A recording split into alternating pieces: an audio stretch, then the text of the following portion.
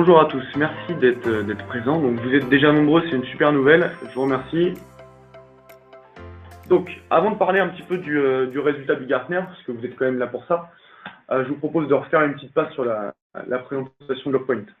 Donc Logpoint, c'est une solution danoise bien évidemment, qui est basée à Copenhague. Au départ, leur métier c'était le consulting en sécurité, donc ils faisaient des audits, des conseils, du pentest, etc. Et donc, ils ont fait l'achat en fait de 2 brevets issus de l'université de Copenhague qui étaient consacrés à la collecte de logs. Donc, au départ, ce genre de solution était quand même, la partie SIEM, je veux dire, était quand même réservée pour les très grands comptes. Et l'approche de Logpoint, justement, quand ils se sont transformés, quand ils ont fait le rachat de ces brevets-là, c'était d'avoir une approche très simple, tant d'un point de vue commercial que technique. Et ça continue à définir l'ADN de Logpoint et ça se retrouve dans leur slogan SIEM but différente. Donc, l'idée, Logpoint aujourd'hui, donc c'est présent au Danemark, en Suède, en UK, au Benelux, en France, en Afrique. Ils sont aussi en train d'ouvrir des bureaux pour le marché américain aux États-Unis. Et ils réfléchissent aussi à ouvrir prochainement des locaux en Asie. Donc leur mission, comme je disais, c'est vraiment de simplifier, que ce soit le déploiement de la solution et son administration à travers une console très très simple et surtout de la partie financière, donc simplifier cette tarification qui peut, chez les concurrents, atteindre des niveaux assez exorbitants et assez compliqués à prédire. Logpoint a aujourd'hui à peu près 650 clients dans le monde. On va dire, ils avoisinent les 150 clients en France. Ils ont des références aussi bien dans le domaine public que privé. Et la demande de déploiement de ce genre de solution, aussi bien sur de la collecte de données sur la partie métier que opérationnelle, demande en avance de phase de faire une qualification assez précise avec le client. Le vrai challenge, c'est de comprendre qu'est-ce qu'il veut faire. Est-ce que c'est plutôt sur la partie SOC? Est-ce que c'est plutôt pour faire de l'analyse financière, de l'analyse marketing, de faire un audit d'infrastructure Active Directory?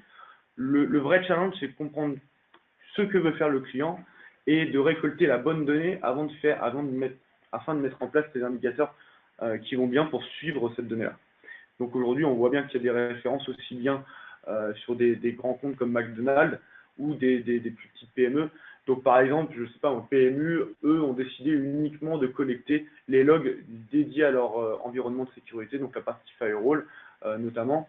Et l'Oxam, c'était plutôt sur la partie industrielle. Donc c'est vraiment des business cases qui sont différents et qui, pour chacun des clients, ça demande d'avoir une vraie analyse, justement avec des partenaires bien formés derrière. Donc, le fameux quadrant magique. Il est sorti courant octobre. Et du coup, le seul entrant, donc ça c'est vraiment un point à souligner, le seul entrant sur le Gartner cette année, c'est Logpoint. Donc c'est vraiment eux qui se sont démarqués cette année sur le marché du SIEM. Donc ils arrivent sur le quadrant niche player, ce qui n'est pas étonnant. Donc on va le voir pourquoi. C'est plutôt même une bonne nouvelle pour Logpoint. Il faut savoir que Logpoint est quand même bien établi en Europe, mais encore peu visible sur le marché nord-américain. Donc il y a quand même une analyse à faire sur le résultat du Gartner. On a décortiqué un peu leur analyse à eux, on a souligné certains points qui sont très positifs. Donc Gartner, déjà, ils évoquent dans un premier temps une architecture très simple, résidant dans le déploiement de collecteurs de logs, dans le déploiement de nœuds de stockage ou encore têtes de recherche qui vont traiter le volume de données. Et sur la partie, sur les grands déploiements, donc il y a Logpoint Director qu'ils ont vraiment apprécié, qui va venir coordonner les recherches et les analyses dans les data stores. Donc ça, c'est une première étape. Ensuite, ils ont apprécié aussi la conformité avec la GDPR. Donc il y a des améliorations récentes qui incluent des fonctionnalités de sécurité analytics, qui inclut le mode de confidentialité de Logpoint, enfin des données de Logpoint, qui va chiffrer les données sensibles dans le but d'être conforme avec cette fameuse GDPR. Et enfin, ils ont aussi apprécié le module UEBA, donc User and Entity Behavior Analytics, qui est commercialisé sous forme de service cloud et qui, lui, va venir proposer de l'analyse comportementale et de l'évaluation de menaces pour les utilisateurs et les équipements. Donc ça, on va le détailler aussi par la suite, ce module UEBA a vraiment plu. Enfin, et je pense que ça justifie aussi ce positionnement dans le niche 1, c'est que Gartner est quand même lucide quant à la notoriété de Logpoint hors IMIA. Ils évoquent en fait leur réseau de partenaires bien développé en Europe, mais aussi leur manque de visibilité sur le marché nord-américain. Donc il faut savoir que Logpoint aujourd'hui est en pleine conquête de ce marché-là. Ils sont en train d'ouvrir des locaux chez eux en 2019, mais dans tous les cas, et on va le voir par la suite avec le Peer Insight, je pense que Logpoint va tendre vers les leaders au fur et à mesure. Enfin, dernier point que Gartner a souligné, c'est évidemment la partie pricing. C'est hyper important et c'était un des premiers points qu'a mis en avant le Gartner, c'est la prédictibilité des coûts de Logpoint qui est très simple, contrairement à beaucoup de concurrents où ils traitent la partie pricing en fonction du volume de logs collectés. On sait très bien qu'aujourd'hui, il y a de plus en plus des équipements informatiques, de plus en plus de données générées, et donc du coup de plus en plus de logs collectés. Et du coup, c'est assez compliqué de prédire ces coûts au fur et à mesure des années. Donc Logpoint, avec son système de licensing à l'IP, finalement, donne une visibilité sur les budgets des années à venir beaucoup plus simple. Et en termes de pricing, ils sont quand même assez compétitifs.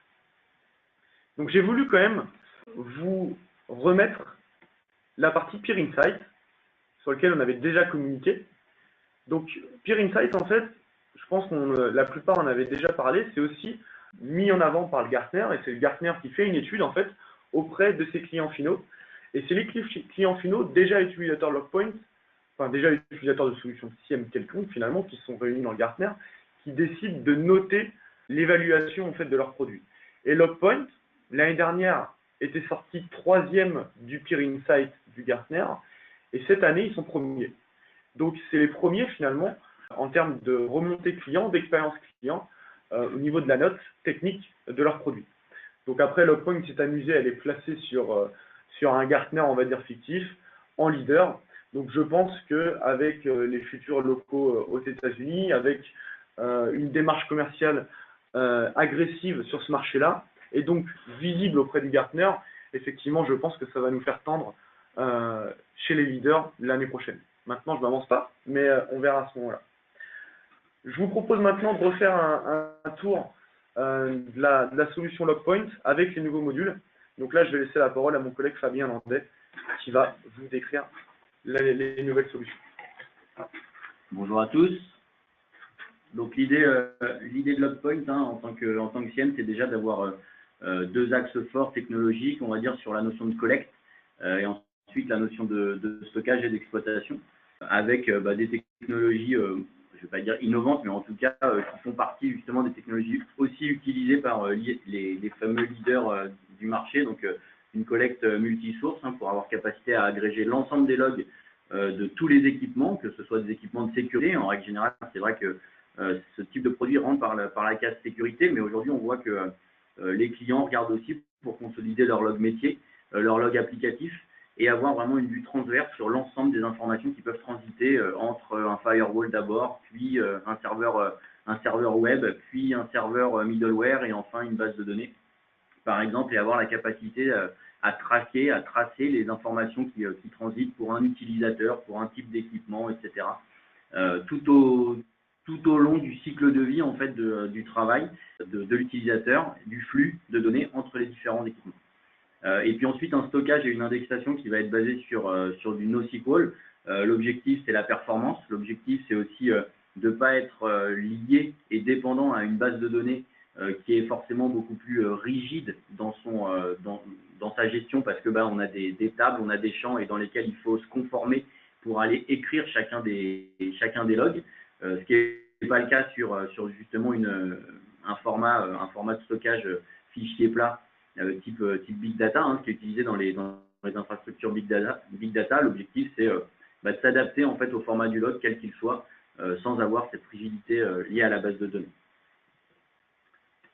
Les points clés quand on propose Logpoint, en fait, ils sont axés. Donc là, vous avez quelques mots-clés, sécurité, RGPD, etc. En fait, il y a trois grandes familles qui se regroupent derrière les objectifs d'un produit comme Logpoint. Le premier, clairement, ce que je disais tout à l'heure, c'est la sécurité. C'est vraiment cet axe-là qui fait qu'on implémente des technologies de type SIEM dans les entreprises. c'est d'avoir des informations, de la visibilité sur des actions, des événements de sécurité pour pouvoir lutter contre des attaques externes, internes, pour des attaques transverses ou des choses qui existeraient dans l'infrastructure déjà et sur lesquelles on va vouloir justement avoir de la visibilité. Le deuxième axe, c'est la conformité, avec tout ce qui va être normes et réglementations européennes, américaines, militaires, gouvernementales, etc., pour pouvoir se conformer à certaines règles, certaines normes qui obligent les entreprises à stocker les logs dans un point de stockage unique qui soit consultable de manière déléguée, avec de l'administration donc déléguée, etc., etc. Et le troisième axe, c'est ce qu'on appelle IT Operation. L'objectif, c'est de fournir aussi aux équipes informatiques aujourd'hui qui ont de plus en plus de produits, de solutions, de compétences à avoir sur des milieux qui, de manière ancestrale, je dirais, étaient plutôt séparés. Hein. On parlait toujours des équipes sécurité, des équipes système, des équipes réseau, des équipes stockage. Aujourd'hui, entre autres, au travers de la virtualisation, toutes ces équipes-là, aujourd'hui, elles sont relativement transverses. On a besoin de compétences de tous les milieux pour traiter des sujets et c'est de plus en plus compliqué. Donc l'objectif aussi d'un outil comme Logpoint, c'est de fournir de la visibilité transverse à des équipes qui elles-mêmes le sont et qui ont beaucoup trop d'informations, beaucoup trop de données, beaucoup trop de produits, beaucoup trop de compétences à acquérir et donc offrir des outils de productivité pour l'ensemble des équipes de pilotage du SI. En termes d'architecture, le Gartner soulignait une architecture simple, et c'est vrai dans le sens où on part vraiment sur une architecture dans un premier temps all-in-one. Donc Logpoint arrive comme une solution préinstallée, hein. On est soit sur une machine virtuelle, soit sur une machine physique qui peut être sizée par le client ou sizée directement par Logpoint, et qui arrive avec l'ensemble des rôles. Les rôles, c'est le fait de collecter, le fait de normaliser, le fait d'écrire le log et ensuite le fait de pouvoir l'analyser, faire des recherches dans ce log.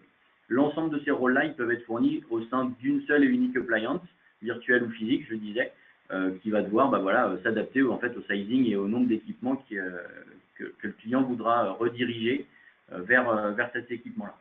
Et puis, dans une architecture où on va avoir besoin de plus de stockage, de topologies réseau qui peuvent être parfois complexes, qui peuvent être multi-régions, on va aussi pouvoir éclater cette infrastructure avec des rôles spécifiques. Et on retrouve 3 rôles bien spécifiques et bien découpés dans Logpoint, qu'on détaillera un tout petit peu après. La notion de collecte, la notion de stockage et la notion de recherche. Donc, ce qu'on appelle sur le slide collector, backend and search. Donc, la collecte, comment je fais pour récupérer les logs. Le backend, comment je fais pour le stocker et l'indexer de la manière la plus efficace possible. Et la recherche, maintenant que j'ai stocké mes logs dans un point unique, comment je fais pour avoir une exploitabilité la plus performante et la plus facile à utiliser pour justement tout ce qui est IT Operation. Donc, si je détaille justement un petit peu plus cette architecture, on retrouve les fameux rôles dont je parlais, le rôle de collecte, le rôle de stockage et le rôle d'analytique. Donc, c'est les 3 piliers que vous retrouvez en haut à droite du slide. Bien évidemment, pour collecter, il nous faut des sources. Ces sources, elles sont multiples et variées. Et ces sources, elles peuvent avoir 2 mécaniques. Soit elles sont capables de nous envoyer des logs. Très régulièrement, on utilise le protocole syslog, bien évidemment. Et donc, nous, on va faire, dans notre brique de collecte, on va être une sorte d'écouteur de ces logs et on va simplement avoir capacité à collecter, à écouter les logs que les équipements vont nous envoyer. Par contre, ce n'est pas tout le temps le cas. Dans le cas d'applications métiers, dans le cas de bases de données ou ce genre de choses, on peut avoir besoin d'aller chercher les logs. C'est ce qu'on appelle les fetchers, avec donc cette capacité directement pour l'équipement d'aller piocher les logs sur un partage de fichiers en FTP, en SCP, en base de données, différents protocoles, différents usages qui sont utilisés pour aller chercher le log là où il est de la manière la plus efficace possible. Donc ça, c'est la collecte.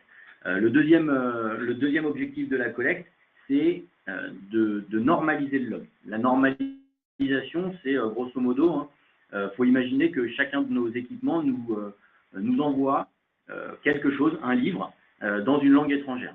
L'objectif de la collecte, ça va être de pouvoir comprendre l'ensemble de ces langues étrangères. Et pour le comprendre, il faut faire passer chacun des livres dans des dictionnaires de traduction, de normalisation, pour pouvoir traduire d'abord phrase par phrase, puis ensuite mot par mot, l'ensemble du livre qui nous est fourni, pour avoir ensuite un langage commun qui va nous permettre de travailler sur le log avec ce fameux langage commun. C'est ce qu'on appelle la normalisation, et c'est ce qui se fait au travers de ce qu'on appelle une taxonomie commune, c'est-à-dire justement des mots communs, un langage commun, un langage universel au travers de tous les équipements. On peut aussi enrichir ces logs, on en parlera aussi en détail un petit peu plus loin, mais des informations qui ne sont pas présentes initialement dans le log vont pouvoir être rajoutées à la volée par des sources d'enrichissement, par exemple par des sources de threat intelligence, donc d'indices de compromission, par exemple par des sources internes comme une base LDAP, une base de données ou autre, qui viendraient par exemple enrichir au sein d'un log le fait que le log correspond à l'utilisateur X, mais cet utilisateur X, il appartient au département Y. Parce que peut-être que dans le traitement analytique qui suivra, ce qui est intéressant, c'est pas de savoir que c'est tel utilisateur qui a consommé tant de bandes passantes pendant le mois, mais ce qui est intéressant, c'est de savoir que c'est le service marketing qui a consommé de tant de bandes passantes ou qui a fait sortir tant de mégas, tant de gigas vers des services cloud, par exemple, de stockage. Donc voilà, capacité à enrichir le log, ce qu'on appelle l'enrichissement, à partir de sources tierces.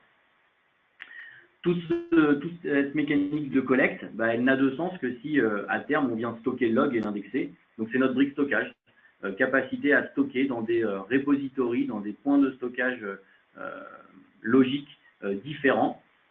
Pareil avec des notions d'auto-tiering inclus dans ces repositories-là pour pouvoir déplacer le log de proche en proche pour qu'il nous consomme financièrement le moins, pour qu'il pas consomme mais qui nous coûte financièrement le moins possible, tout en restant accessible et disponible aux recherches.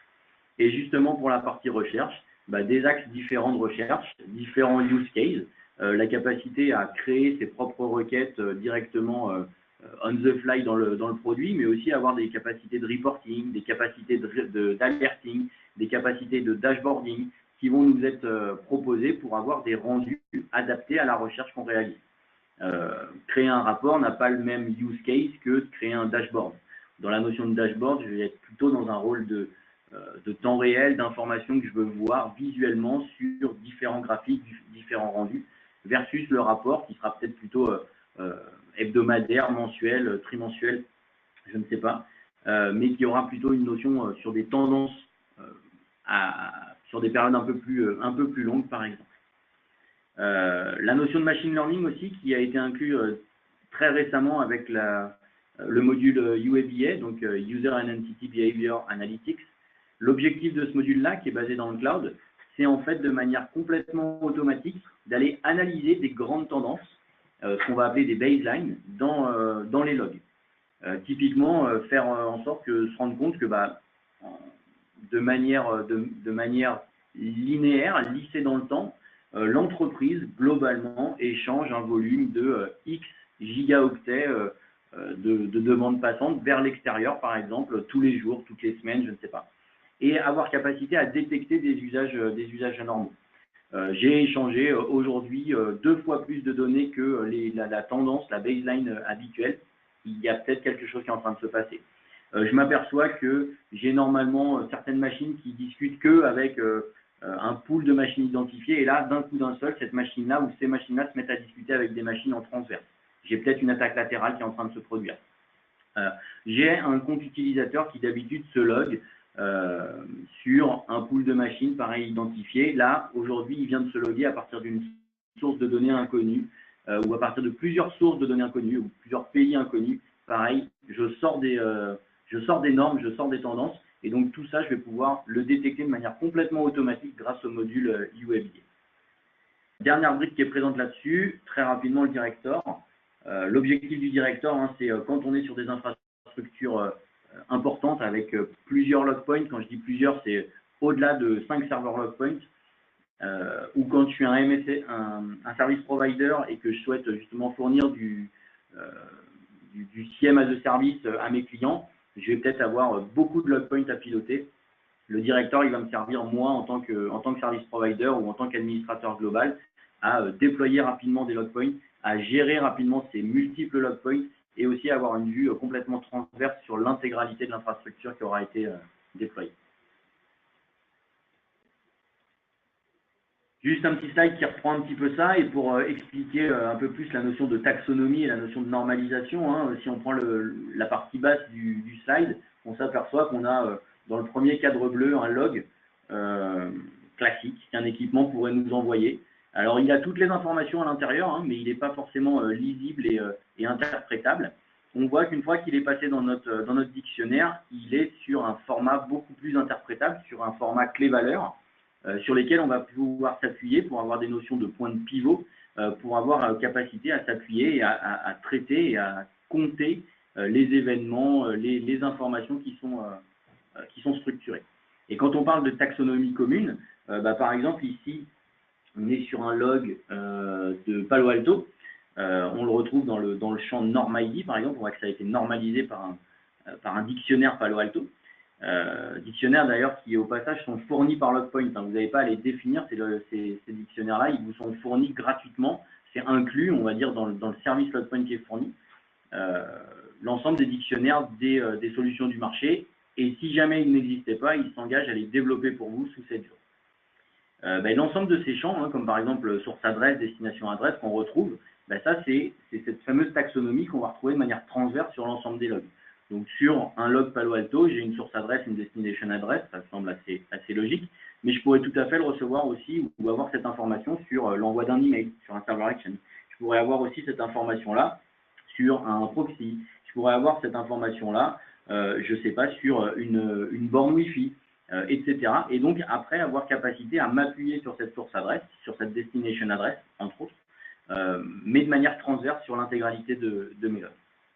Module de Threat Intelligence, donc j'en parlais avec la notion d'enrichissement, hein, le Threat Intelligence en est un bon exemple. L'objectif, c'est de pouvoir rajouter des valeurs qui de base n'existent pas dans mon log, avec des informations qui sont fournies par des bases tierces, entre autres des bases d'indices de compromission. Savoir que j'ai 450 logs, justement Palo Alto, qui m'indiquent que ça vient d'une source adresse particulière vers une destination adresse particulière, c'est intéressant. Mais si je peux en plus enrichir mon log pour savoir que cette source adresse, elle a été vue et elle est connue de base, de source d'indice de compromission au cours des 7 derniers jours, par exemple, comme étant une source adresse qui fournit du malware, qui est en provenance de je ne sais pas quel pays, etc., c'est encore plus intéressant parce que ça me permet justement de créer de la visualisation, du reporting, de l'information, basé sur justement pas seulement une adresse IP, mais sur le fait que cette adresse IP est connue comme étant une source de compromission dans une catégorie qui peut être, je ne sais pas, la vente d'armes, la pornographie ou je ne sais quoi, mais en tout cas, une IP compromise. Je l'ai évoqué tout à l'heure très rapidement, mais une intelligence aussi du produit, c'est cette gestion du stockage, où on va avoir capacité à déplacer de proche en proche le log d'un point de stockage à un autre point de stockage de manière complètement automatique. L'objectif, il est double. L'objectif, il est de fournir la meilleure performance adaptée au type de log. Par exemple, dans les 30 premiers jours, il est logique que vous ayez un grand nombre de requêtes qui va s'exécuter sur ces 30 premiers jours, parce que vos dashboards, vos reports, vos alertes, elles vont tourner en règle générale dans les 30 premiers jours, voire même dans les 7 premiers jours. Donc, qui dit beaucoup de requêtes dit beaucoup de ressources nécessaires. Et donc, on va vouloir s'attacher sur un stockage performant, voire très performant, mais forcément coûteux. Donc, on ne peut pas stocker une rétention longue sur ce type de stockage. L'objectif, c'est de venir accrocher derrière d'autres types de stockage qui sont beaucoup plus capacitifs, mais aussi beaucoup moins performants, mais simplement parce que je ne vais plus avoir le même nombre de requêtes. Quand je vais dépasser les 30 jours, jusqu'à peut-être 1 an, le nombre de requêtes qui vont s'étaler sur entre ce 30 et ce 365e jour vont être beaucoup plus restreints. Donc même si le stockage est plus lent, ce n'est pas très grave en soi. J'aurai ma réponse parce que le stockage reste en ligne. C'est ça aussi le deuxième point qui est important, c'est que le stockage reste en ligne. On n'est pas sur une notion d'archivage. Il reste adressable en une seule recherche et ainsi de suite, de proche en proche. Donc je disais, on va déplacer le stockage, le log d'un stockage performant mais coûteux un stockage moins performant, mais beaucoup moins coûteux. Et tout ça de manière automatique. Quelques add-ons aussi qui existent, des fonctionnalités. Donc, on a déjà parlé, par exemple, de la Threat Intelligence, hein, qui est un module qui est inclus, mais par contre, qui peut nécessiter la souscription sur des bases tierces. Hein. Donc, il y a certaines bases comme Critical Stack, typiquement, qui sont des bases gratuites, mais il y a des bases qui sont payantes pour aller Emerging Threat, par exemple, est une base payante d'indice de compromission. Donc, il vous faut un compte pour pouvoir récupérer ces informations-là. On a aussi d'autres modules justement pour offrir de la visibilité, de la récupération de logs ou des informations très spécifiques sur des environnements type SAP. C'est un point aussi qui a été apprécié par le Gartner, ces intégrations tierces qui permettent d'avoir une visibilité métier sur des choses pas forcément évidentes. Petit slide récapitulatif. Pourquoi choisir LogPoint aujourd'hui? Premier élément, le licensing, simple et prédictible. La simplicité ensuite de déploiement, mais aussi la simplicité d'exploitation ensuite. Parce qu'on le disait, mais beaucoup de choses sont pré-packagées par LogPoint. Hein, donc les packages de normalisation, les dashboards qui sont aussi préfabriqués par LogPoint, les reports, les alertes, tout ça, ça arrive dans des packages préfabriqués que vous n'avez plus qu'à utiliser out of the box, je dirais, dans l'implémentation d'un LogPoint. Une belle base de connaissances aujourd'hui, donc tous ces fameux packages hein, qui sont représentés et disponibles gratuitement sur le service desk de LogPoint, qui permet d'avoir vraiment une base d'informations et de traitement qui est très intéressante. Et puis des retours clients, des certifications qui font qu'aujourd'hui, on est sur un produit qui est connu et reconnu sur le marché pour ces différents sujets. Voilà pour le dernier slide.